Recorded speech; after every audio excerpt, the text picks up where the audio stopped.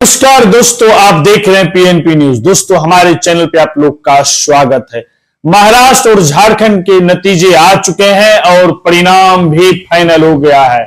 सरकार बनने जा रहा है 2 से 3 दिन में, लेकिन आइए जानेंगे, विश्लेषण करेंगे। झारखंड में जीत, महाराष्ट्र में हार, कौन कांग्रेस को कर रहा है बर्बाद, क्यों नहीं कर पा रहे हैं कांग्रेस परफॉर्मेंस, क्या हाल है बुरा हाल। महाराष्ट्र में जीत, झारखंड में हार, बीजेपी का क्यों नहीं चला। झारखंड में बटेंगे तो कटेंगे, एक है तो सेफ है, बेटी रोटी घुसपैठियों क्यों नहीं चला। मोदी जी का और अमित शाह का जादू झारखंड में। सवाल दोनों पे होगा, बातें दोनों पे करेंगे, विश्लेषण दोनों नेशनल पार्टी पे करेंगे। कांग्रेस इंडिया अलायंस झारखंड में जीतता है और महाराष्ट्र में हारता है। इसका बर्बादी का श्रेय कौन लेगा इस हार का।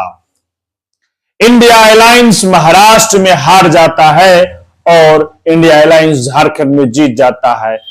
एनडीए अलायंस भी महाराष्ट्र में जीतता है और झारखंड में हार जाता है। दोनों जगह के मुद्दे अलग थे, लेकिन जीत का जज्बा दोनों जगह एक था। मोदी जी क्या एक जीत और एक हार का खुशी कितने जश्न से मनाएंगे या कुछ कम करेंगे। लेकिन जिस तरह से बीजेपी का राजनीतिक इवेंट रहा है, वो हारते हैं, सीट कितना भी कम जीते वहां का भी जश्न मनाते हैं अपने कार्यकर्ताओं को खुश करने के लिए, और जहां जीतते हैं तो उसके लिए भी तो मनाते ही हैं सज धज के। तो ये बीजेपी का है। लेकिन कांग्रेस इंडिया अलायंस गठबंधन का जो है ये स्थिति है कि वह अपने हार का जो है हर जगह का जो है बराबर कर देते हैं। जहां जीतते हैं और जहां हारते हैं वहां एक भी चर्चा नहीं करते हैं। दोस्तों, अब समझना है कि महाराष्ट्र में और झारखंड दोनों जगह बीजेपी लड़ रहा था। महाराष्ट्र में और झारखंड दोनों जगह कांग्रेस भी लड़ रहा था। महाराष्ट्र बीजेपी जीतता है और झारखंड बीजेपी हारता है। कांग्रेस महाराष्ट्र हारता है और झारखंड में कांग्रेस जीतता है। अलायंस दोनों जगह है। कांग्रेस का सेम मुद्दा दोनों जगह करीब करीब सेम रहा। बेरोजगारी, महंगाई, किसान के मुद्दे, ये चीजें। झारखंड में थोड़ा सा डिफरेंट हुआ। यहां पे जो है झारखंड में आके जो है बांटने वाले पार्टी से बचना है, जो समाज को बांटता है, जो देश को बांटने का काम करता है, जो तमाम धर्म को बांटने कर काम करता है, उस पार्टी से बचना है। लेकिन दोस्त, एकनाथ शिंदे, बीजेपी के देवेंद्र जी, अजित पवार, ये तीनों व्यक्ति मेन लीडर महाराष्ट्र के हैं। तीनों ने जिस तरह से परफॉर्मेंस किया और जिस तरह से जनता के बीच बयान रखा और जिस तरह से प्रेस कॉन्फ्रेंस एकनाथ शिंदे ने बोला कि लाडली सम्मान बहान, ये लाडली सम्मान बहन योजना है मध्य प्रदेश से, उसी का कॉपीराइट महाराष्ट्र में किया और ये कहीं न कहीं महाराष्ट्र को भी सफल किया, जिस तरह से मध्य प्रदेश को भी सफल किया लाडली सम्मान योजना। जैसे चुनाव नजदीक हुआ, शिवराज चौहान जी ने इस योजना को लाया और काफी जमीनी स्तर तक ले गया। सडनली बहन तक जो खाताओं में पैसा पहुंचाया और यह सम्मान जो है वोट में सही में तब्दील हुआ। 2.5 करोड़ महिला को लाडली सम्मान योजना महाराष्ट्र में बांटा गया और यह परिणाम दिखा और महाराष्ट्र जो है जीत हासिल किया बीजेपी। वो चीज आपको मैं बता दूं कि बिहार के पड़ोसी झारखंड राज्य में भी जो है मैया सम्मान योजना बहुत ही असर किया और दोबारा जीतकर हेमंत सोरेन आया।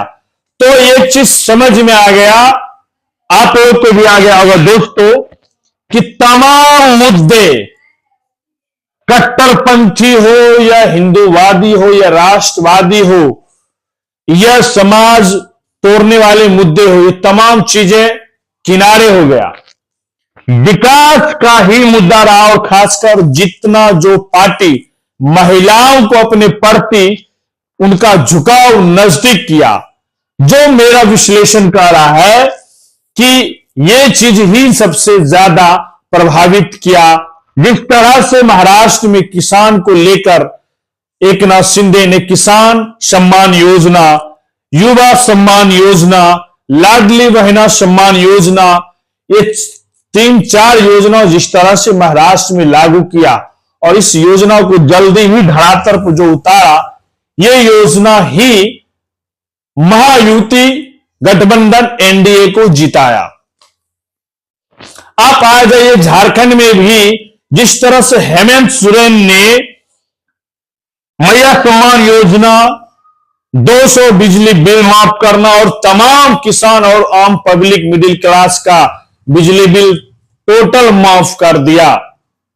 ये चीजें युवा का रोजगार पे काम करना जो है पूरा ही प्रभावित किया। वही चीज हरियाणा में भी। अब जो है मुझे जो लगता है कि विपक्ष को, अगर आप झारखंड जीते तो ईवीएम ठीक है, अगर महाराष्ट्र आ रहे तो ईवीएम खराब नहीं। पब्लिक कॉन्फिडेंस हो चुका है, कॉन्फिडेंशियल पब्लिक समझ रही है। जहां पब्लिक में खासकर जेंट्स को छोड़ दीजिए, महिला वोटर जो है अपने प्रति जो कार्य होता है नेता का, पार्टी का, उसको देखता है, उस हिसाब से वोट और परसेंटेज महिला का बढ़ जाता है और महिला वोटर साइलेंट होता है दोस्तों। और यही वजह है कि झारखंड में दूसरी बार हेमंत का सरकार बनना, हेमंत सोरेन का, और दूसरी बार महाराष्ट्र में भी बीजेपी महायुति का सरकार बनना। हेमंत सोरेन चौथी बार झारखंड में 24 साल पूर्व चुके हैं, आपको बिहार से अलग होना, और चौथी बार सबसे जो है ज्यादा मुख्यमंत्री पद का शपथ लेने वाले मुख्यमंत्री बनेंगे।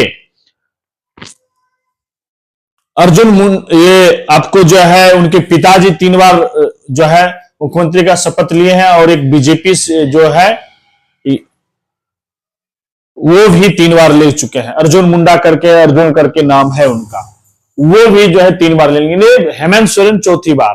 हेमंत सोरेन का जो है 19 से ये जो 24 कार्यकाल रहा, 5 साल, यह जो है इसमें 4 साल 7 महीने हेमंत जी रहे, 5 महीने जो है वह चंपई सोरेन को बनाए थे मुख्यमंत्री। चंपई सोरेन अलग होकर बीजेपी में चले गए। झारखंड में जो है तमाम मुद्दे रहा, जिस तरह से हेमंता बिस्वा शर्मा जी ने, असम के मुख्यमंत्री है, बोला कि अगर झारखंड में बीजेपी का सरकार नहीं बनता है एनडीए अलायंस का, तो इरफान रेहान का सरकार आ जाएगा और पुनः यहां घुसपैठियों का होगा, बेटी लूट के जाएंगे, मिट्टी लूट के जाएंगे, सनातन धर्म खतरे में हो जाएंगे, हिंदू खतरे में हो जाएंगे, जो है अस्मिता पे खतरे, ये चीजें। लेकिन ये चीजें नहीं प्रभावित किया। तो ये चीज समझना है क्या वजह है कि बीजेपी का जादू झारखंड में नहीं चला और इंडिया अलायंस का जादू महाराष्ट्र में चला। एंटी इनकमेंसी का जो आप बातें करते हैं वो ना झारखंड में चला, ना महाराष्ट्र में इंडिया अलायंस का चला। दोनों जगह महिलाओं को जिसने सबसे पहले रुझान दिया और झुकाया, वो वोट में तब्दील हुआ और उसके पुनः जीत रिपीट हुआ। और यही झारखंड में वो हुआ। झारखंड में नए युवा के रूप में जयराम महतो उभरे, लेकिन जिस तरह से बीजेपी के लोग बता रहे हैं कि बीजेपी को नुकसान पहुंचाया, कोई वो निर्दलीय हो या कोई नई पार्टी हो, किसी को नुकसान नहीं पहुंचाता है। मेरे अनुसार यह कुछ राजनीतिक विश्लेषक जो उस तरह बोल रहा है, जिसको जितना होगा, जिसका कार्यकाल बेटर रहा होगा, उसके साथ जनता ऑटोमेटिक जाता है, जनाधार। और जिस तरह से महाराष्ट्र में भी संजय राउत आरोप लगा रहे हैं कि जनता का जनाधार नहीं हो सकता है, तो ये चीजें कहीं न कहीं तब तो दोनों जगह मानना पड़ेगा। संजय राउत जी को जो है अब समझना पड़ेगा। आप देखिए कल्पना सोरेन जी भी बता रही थी कि हमें, लेकिन वो जीत गई। बहुत ही मेहनत की है कल्पना सोरेन। तो दोस्तों ये चीजें हैं। तो क्या झारखंड का जीत का श्रेय इंडिया अलायंस किसको देंगे? महाराष्ट्र का जीत का श्रेय एनडीए महायुति गठबंधन किसको देंगे? आप लोग भी बताइए। जिस तरह से हेमंत सोरेन का लोकप्रियता झारखंड में दिखा है, ये कहीं दूर दूर तक, और जिस तरह से कांग्रेस से काफी बेटर परफॉर्मेंस जो है हेमंत सोरेन के पार्टी जेएम का रहा, तो वो दूर तक दिखता है कि अब जो है सरकार बनेगा। कौन किसका कितना मंत्रालय बनता है, क्या आरजेडी को मंत्रालय मिलता है या नहीं? आरजेडी 6 में 6 सीट लड़ा था, जिसमें जो है 4 सीट जीते। इसमें बताया जा रहा है लोकल की खुद का ही नेता का वह प्रभाव था, वह कोई तेजस्वी जी का हवा नहीं, वह हेमंत जी का हवा चला, और जिसके वजह से कुछ सीटें, जहां 2 सीटें जो हारा, जैसे कि मैं बता दूं आपको, चतरा विधानसभा में जो है हारने का रीजन है सत्यानंद भोक्ता जी, जो पूर्व मंत्री थे, अभी वर्तमान है भी, अब सरकार गठन होगा तब खत्म होंगे। उनका कार्यकाल बताया जा रहा है चतरा विधानसभा में नहीं के बराबर रहा, और जिसके वजह से है जनार्दन पासवान वह जीत हासिल करते हैं, और सत्यानंद भोक्ता जी की बहू रश्मि प्रकाश हार जाती है। कोडरमा में भी जो है 6500 के आसपास वोट से जो है सुभाष यादव हार जाते हैं दोस्तों।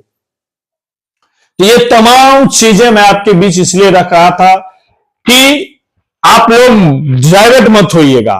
बहुत जरूरी है कि योजना जो है कितना जल्दी धरातल पे पहुंचता है। आम पब्लिक के पास अगर आप जो योजना अपने विधानसभा में बनाते हैं, वो योजना अगर धरातल पे पहुंच गया, आपके ऑफिसर पहुंचा दिया, तो ऑटोमेटिक है जनता 5 वर्ष बाद भी आपको ही चुनेंगे। जो जीता जागता सबूत झारखंड भी है और महाराष्ट्र भी है, मध्य प्रदेश है, हरियाणा है। मध्य प्रदेश में भी, और कांग्रेस को अपने राजनीतिक कार्यशैली पे सुधार करना होगा, और आरजेडी को भी। ये मेरा सलाह नहीं, मैंने अपने राजनीतिक विश्लेषण के जो कहते हैं उनके अनुसार मैंने बताया कि क्या स्थिति रहा है अभी कांग्रेस का परफॉर्मेंस, कहां कांग्रेस चुप कर रही है और कहां राजद। और बिहार की बातें थोड़ा सा मैं ऐड कर दूं कि बिहार विधानसभा चुनाव 25 में होना है। इंडिया अलायंस और एनडीए के आमने सामने, तीसरा मोर्चा में जो है जनसुराज पार्टी है। क्या मिशन रहेगा और क्या सोच रहेगा? तेजस्वी यादव को सीएम की कुर्सी की लड़ाई है। बीजेपी पुनः अनाउंस कर दिया कि नीतीश के चेहरे पे बिहार में चुनाव लड़ा जाएगा। दोस्तों मेरा बताना था कि महाराष्ट्र में और झारखंड में तमाम जगह बीजेपी ने भी जहरीले बयान दिया। तमाम बयान, अगर जहरीले बयान पर ही महाराष्ट्र जीता है तो फिर झारखंड क्यों नहीं जीता? बीजेपी जहरीले बयान क्यों नहीं चला? झारखंड में इंडिया की जीत का श्रेय किसे देंगे? महाराष्ट्र में क्या हुआ? किसका हवा चला? किसका और क्यों हारा एमवीए महाविकास अखाड़ी? तमाम चीजें हैं। आप लोग भी अपना राय प्रतिक्रिया जरूर दीजिए, विश्लेषण कीजिए। और हमारे चैनल पे नए जुड़े तो सबसे पहले दोस्तों सब्सक्राइब कर दीजिए, लाइक करिए, शेयर करिए, वीडियो को सहयोग करिए। आपके लिए बहुत मेहनत करते हैं, और ज्वाइन करिए। मैं आपका भाई इंजीनियर दीपक कुमार, धन्यवाद। जय हिंद।